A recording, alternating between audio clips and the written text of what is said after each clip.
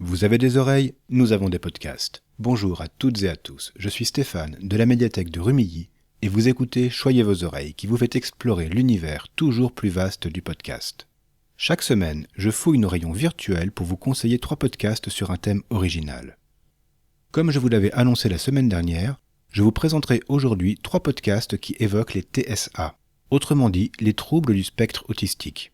Le choix de ce thème est lié au 18 juin, qui est depuis 2005 la journée internationale de la fierté autiste. C'est un événement qui a démarré en Grande-Bretagne, à l'initiative de personnes présentant des troubles du spectre de l'autisme. Leur idée était de faire connaître leurs conditions au reste de la population et d'assumer leur potentiel. Notez qu'il existe aussi la journée mondiale de la sensibilisation à l'autisme, initiée par les Nations Unies et qui a lieu le 2 avril.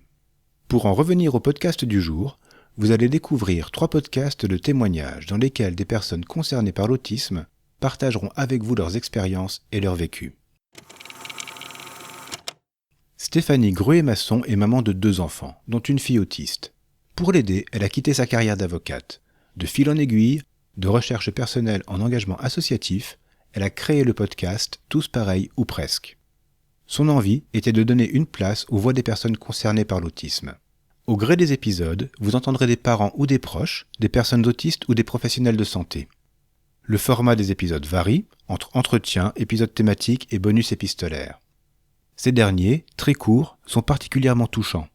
Il s'agit souvent de messages, de lettres adressées à des proches ou des enfants, parfois à des inconnus ou à des personnes publiques. Qu'elles transportent amour ou colère, elles ne laissent pas indifférents.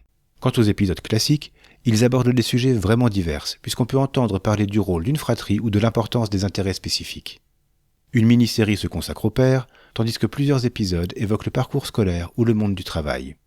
Dans ce podcast, et dans les 2 autres d'ailleurs, on n'est jamais dans l'apitoiement. Au contraire, on entend des personnes qui avancent avec énergie, souvent contre des institutions ou une société mal adaptée. Les moments de doute existent, bien sûr, mais ce n'est pas ce qui ressort à l'écoute. Sans non plus chercher à être exemplaires, les témoignages de Tous pareils ou presque sont très positifs, en ce sens qu'ils mettent en avant la recherche de solutions. Une écoute hautement recommandée. Origine L est une start-up créée il y a quelques années et qui propose son aide et son expertise pour accompagner les familles pour mieux prendre en charge un enfant porteur d'un TSA. En complément, ses fondatrices ont lancé en 2020 le podcast Atypique et alors. 2 saisons ont été produites pour l'instant. La première nous invite dans l'intimité de familles touchées par l'autisme. Elle semble dérouler une vie en accéléré puisqu'elle démarre avec un épisode sur l'annonce du diagnostic pour s'achever en abordant la question de l'inclusion professionnelle des personnes autistes. La diversité des personnes rencontrées et la richesse de leurs témoignages permettent déjà d'appréhender dans leur globalité les difficultés qui surgissent dans la réalité d'une famille vivant avec l'autisme. Mais cette richesse et cette diversité sont aussi une source précieuse de pistes à explorer ou à emprunter pour d'autres familles en souffrance. Car comme on l'a dit plus tôt, la prise en charge de l'autisme est longue, difficile à mettre en place et génératrice d'une énorme charge mentale. Donc d'entendre d'autres personnes qui, ayant vécu les mêmes choses, ont pu paver le chemin vers des solutions concrètes, c'est forcément bénéfique. La 2e saison d'Atypique et alors se consacre aux professionnels de la prise en charge. Psychomotriciennes ou psychologues, musicothérapeutes ou enseignantes spécialisées, ces portraits nous montrent des personnes engagées qui essayent de trouver d'autres façons de se confronter à l'autisme. Un mélange de voix et de points de vue qui fait que ce podcast est indispensable. Lois Kulap avait 29 ans lorsqu'elle a été diagnostiquée autiste. Dans son podcast Autos, publié entre 2019 et 2021, elle revient sur son parcours. Le premier des 6 épisodes sort peu de temps après l'annonce officielle par le corps médical. La nouvelle est encore fraîche pour Laura et elle veut revenir sur ce qui l'a conduite à chercher ce diagnostic. Un besoin de comprendre, de savoir, de pouvoir mettre un mot sur ce qui était déjà plus qu'un ressenti. Et, passé l'étape de l'acceptation, Laura va revivre son histoire personnelle. Parce qu'elle a maintenant une explication aux obstacles qu'elle a pu rencontrer pendant son enfance, son adolescence et même au début de sa vie de jeune adulte. Elle a grandi différente dans une société où la norme est puissante. Pour les personnes qui s'en éloignent, ça peut s'avérer destructeur. Elle va parler de harcèlement et de phobie scolaire, mais aussi des stratégies quotidiennes pour se fondre, malgré elle, dans la masse.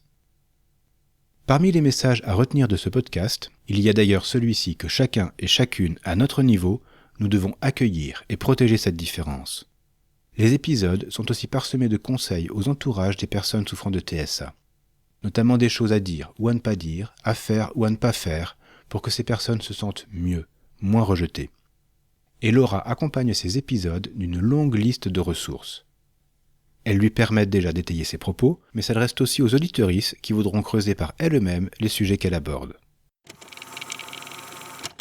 Voilà, ce sera tout pour aujourd'hui. Merci beaucoup de nous avoir suivis. Vous trouverez sur notre site une sélection de documents préparés par mes collègues. Pour ne pas manquer nos prochains épisodes, abonnez-vous dès maintenant dans votre application de podcast préférée. Il vous suffit de copier l'adresse du flux RSS que vous trouverez sur PodCloud, où vous pouvez déjà nous écouter. Si vous préférez la vidéo, vous pouvez nous regarder écouter sur YouTube. Et puis venez discuter avec nous sur Twitter, on vous attend. N'hésitez pas à nous dire ce que vous avez pensé de cet épisode et des podcasts de la semaine. Vous trouverez comme d'habitude les liens et les références des podcasts évoqués dans les notes de l'épisode. Choyez vos oreilles est un podcast de la médiathèque du Quai des Arts à Rumilly, proposé et réalisé par Stéphane de l'Espace Images et Son. À la semaine prochaine pour continuer à choyer vos oreilles. Mais de quoi va-t-on parler la semaine prochaine ? Je vous laisse avec cet indice sonore pour essayer de deviner.